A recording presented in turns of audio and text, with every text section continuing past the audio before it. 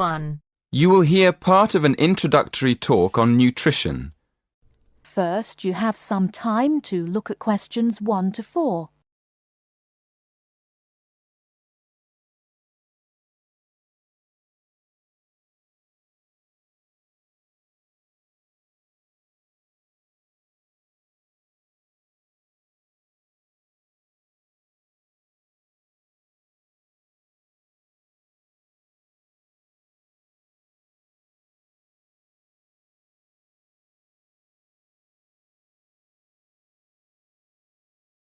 Listen carefully and answer questions 1 to 4. Good afternoon. Many people in the Western world eat the wrong food, and they eat far too much of it. So, the topic of my lecture today is healthy eating. I'll divide my talk into 3 parts. Firstly, I'm going to define what I mean by healthy eating. After that, I'll go on to talk about why people don't eat properly, and then I'll finish my lecture with some ideas for improving the situation. Right. So, what do I mean by healthy eating? Well, some people might think it means eating a lot of meat. Of course, vegetarians wouldn't agree with this. They think eating meat is very unhealthy. Other people think that eating a lot of cabbage is good for you, or a lot of salad. Well, naturally, cabbage, salad and meat can all be part of healthy eating. But for me, healthy eating means 2 things. One is eating a balanced diet, and the other is eating the right amount of food. In my opinion, a balanced diet means eating a variety of foods, including meat, vegetables, fruit, cereals, and dairy foods. Obviously, the amount of food we should eat is more difficult to decide. It depends a lot on how active we are. Before you hear the rest of the conversation, you have some time to look at questions 5 to 10.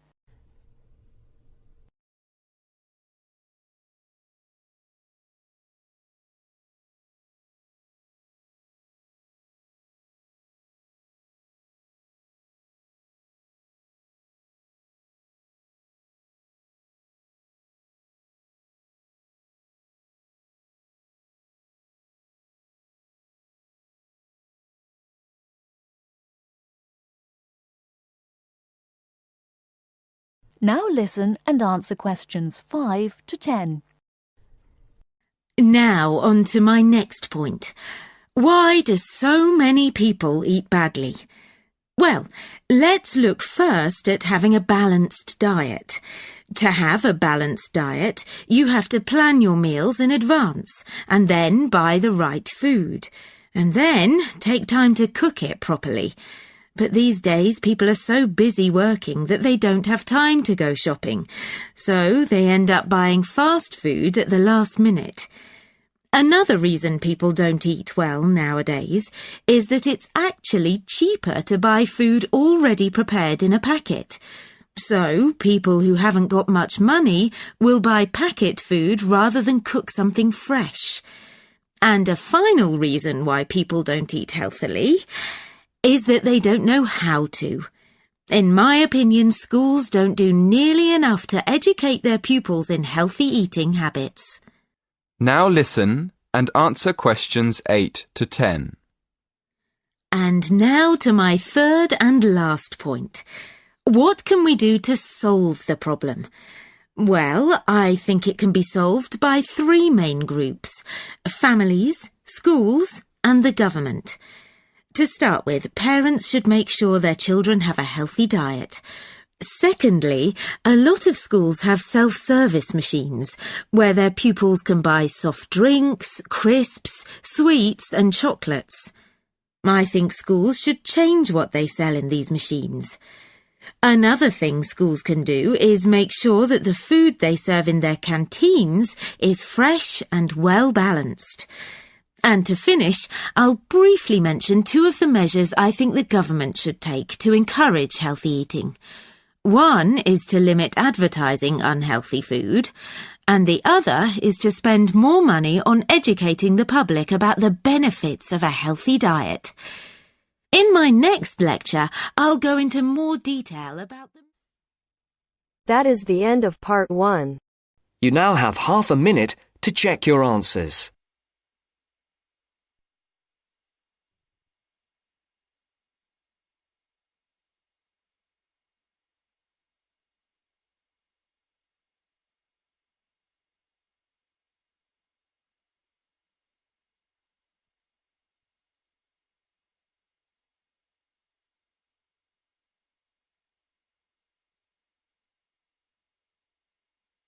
Now turns to part 2. Part 2. You will hear a talk about young people living on their own. Listen carefully and answer questions 11 to 12.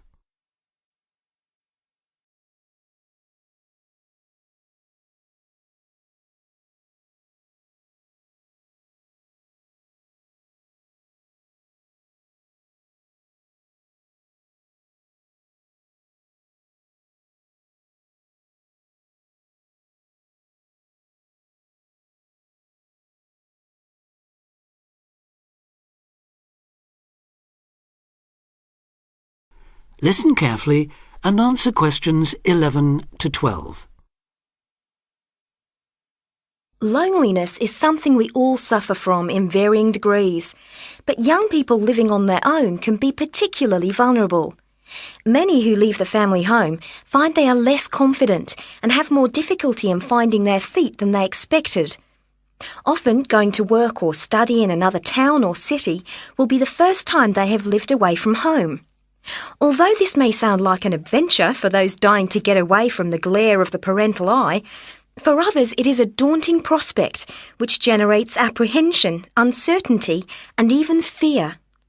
In fact, in a recent survey of over 1,600 people who had recently left home, 32% said that understanding and coping with loneliness was a crucial issue for them and made them feel highly stressed and distracted. An annual report by researchers last year recorded a noticeable increase in the number of individuals with homesickness, transition and isolation issues. Acknowledging that feelings of loneliness and isolation could impede progress at work or study, they examined the number of people using the welfare and health services. They found that young people in particular were prone to difficulties. Last year, 61% of all people using counselling services were aged under 30, and of this group, 57% were men. Now listen and answer questions 13 to 20.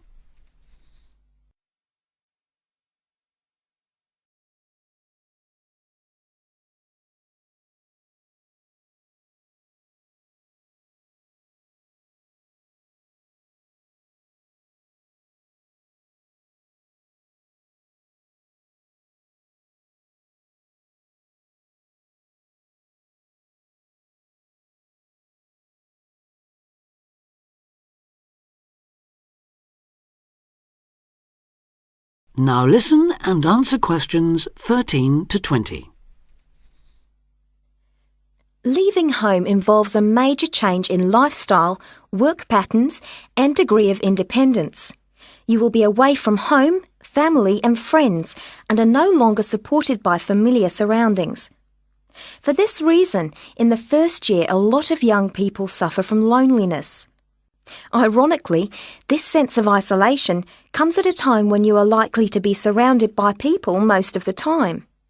Living in a busy city, travelling on crowded buses and trains, you will be constantly among people. But this can sometimes compound your sense of being alone. Seeing others who appear at ease among large crowds, mingling and making friends, can make you feel excluded and inadequate.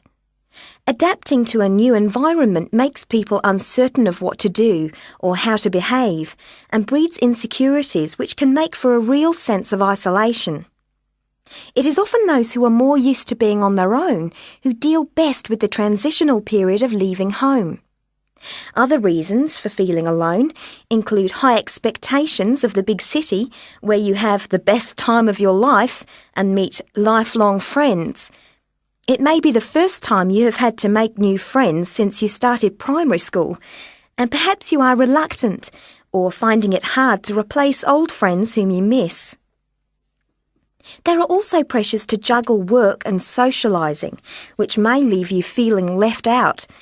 Or it could be that you have a long-distance relationship and feel torn between your new lifestyle and that special person who lives so far away. Because loneliness can leave you with a sense of low self-esteem, where you become self-conscious and feel you have been rejected, it is very difficult to overcome. You may be reluctant to even try and make new friends or take part in social activities, and will also find it difficult to say no to things, leaving you feeling exploited and weak. One of the ways of combating loneliness is to remember that it's not your fault, and that it's something everyone has to deal with, despite appearances. Counsellors advise those feeling lonely to speak to someone they know about their feelings. They also ask them to consider joining groups and societies, and to get involved in activities which interest them as a way of meeting more people. Of course, overdoing it and jamming your schedule with too many things just to avoid being alone will not work. But meeting others with common interests may be a step forward. If you still feel like you need someone to talk to, you could try group counselling, where you will be able to talk to and receive support from a small number of people with the same difficulties as you. For more information or to be put in touch with an individual counsellor, contact the local town hall support services. That is the end of part 2. You now have half a minute to check your answers.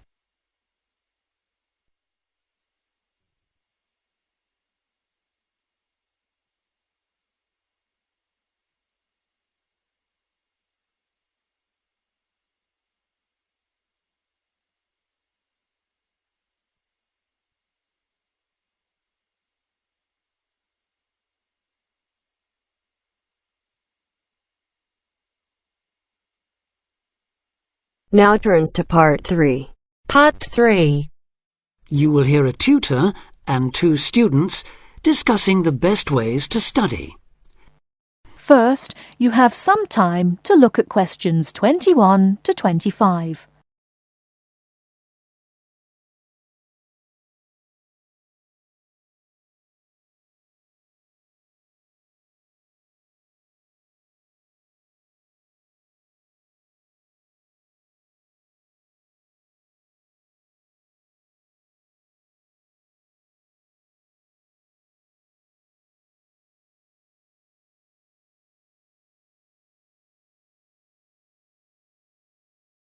Now listen carefully and answer questions 21 to 25. Well, how are you both settling in? Fine. Yes, no problems. So far anyway. Good. Remember that as your personal tutor, I'm here to help you if you do have any difficulties. Now, as you know, lectures start on Monday, so I thought we'd look at a few ways of making the most of them, especially in terms of the notes you take. Let's begin by thinking about what you can do before you even go to the lecture. Any ideas? Make sure you're up to date with all the background reading, so you know plenty about the subject already. Yes, that's essential. The lecturer will assume you have that knowledge. Anything else, Carlos? Well, check what the topic's going to be. Of the lecture, that is. I'd go a bit further than that and consider what the content may be. Then you could ask yourself some questions that you want answering and listen out for the relevant information during the lecture. Okay. Now that brings us to the lecture itself and the actual business of writing notes. But there's a lot to deal with there, so we'll come back to that later. What I'd like to do for the moment is continue with the process of note-taking and move on to the next stage. Any suggestions for what that might be? When the lecture is over, you mean? Yes, once you're able to sit down somewhere quiet with your notes. Read them? More than that, you need to make sure they'll still make sense to you weeks, months later. Edit them? Yes, that's what's needed. It's well worth spending a few minutes on it. Any missing words, anything difficult to read, things you didn't have time to jot down, now is the time to do so, while everything's still fresh in your mind. Right. And after that, when's the best time to revise them? When do you think, Carlos? I'd say just before the next lecture, in the same subject. Precisely.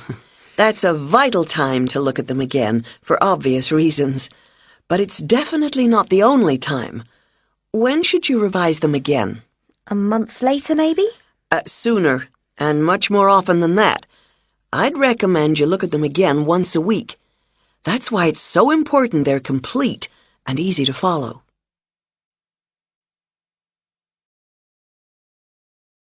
Before you hear the rest of the talk, you have some time to look at questions 26 to 30.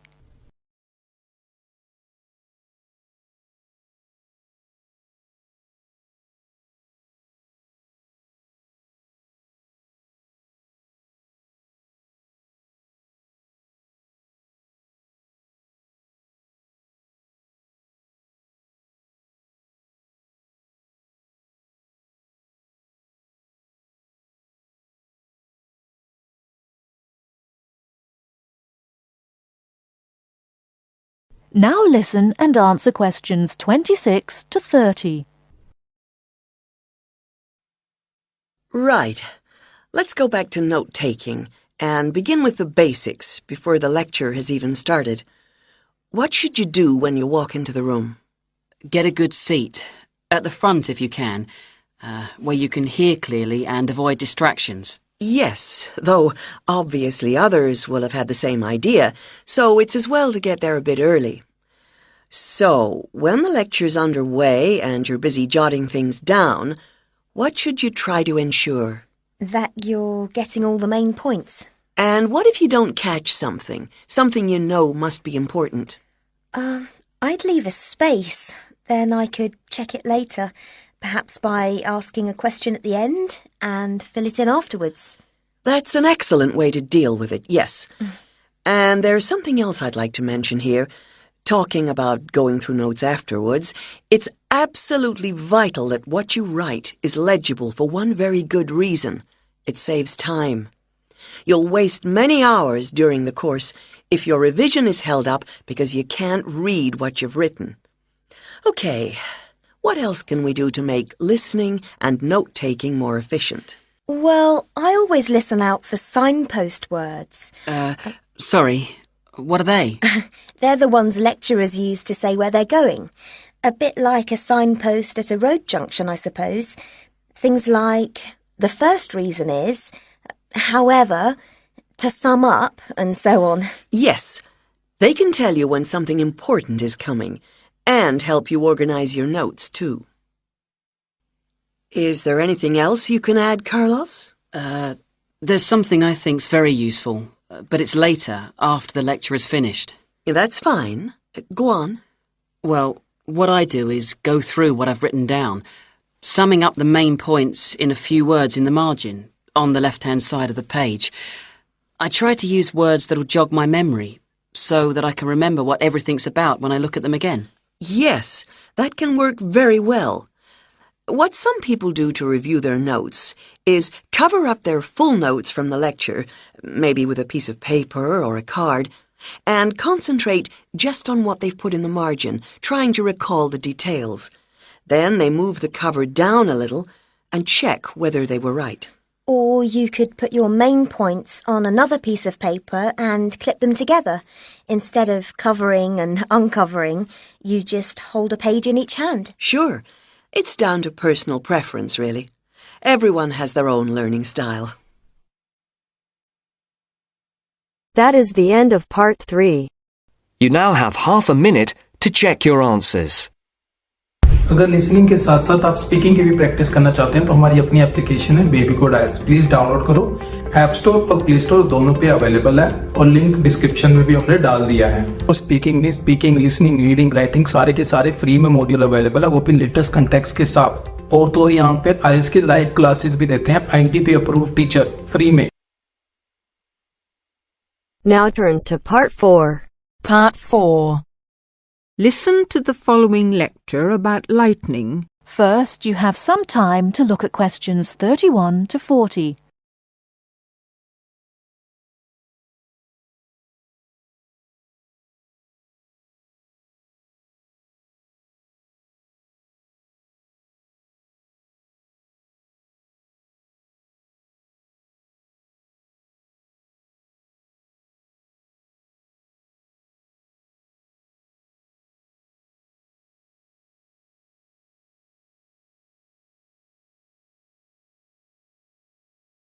Now listen carefully and answer questions 31 to 40. In earliest times, men considered lightning to be one of the great mysteries of nature. Some ancient people believed that lightning and thunder were the weapons of God. In reality, lightning is a flow of electricity formed high above the earth. A single flash of lightning 1.6 kilometers long has enough electricity to light 1 million light bulbs. The American scientist and statesman Benjamin Franklin was the first to show the connection between electricity and lightning in 1752. In the same year, he also built the first lightning rod. This device protects buildings from damage by lightning. Modern science has discovered that one stroke of lightning contains more than 15 million volts. A spark between a cloud and the earth may be as long as 13 kilometers and travels at a speed of 30 million meters per second. Scientists estimate that there are about 2,000 million flashes of lightning per year. Lightning hits the Empire State Building in New York City 30 to 48 times a year. In the United States alone, it kills an average of 1 person every day. The safest place to be in case of an electrical storm is in a closed car. Outside, one should go to low ground and not under trees. Also, one should stay out of water and away from metal fences. Inside a house, people should avoid opening doorways and windows and not touch wires or metal things. With lightning, it is better to be safe than sorry. That is the end of part 4. You now have half a minute to check your answers.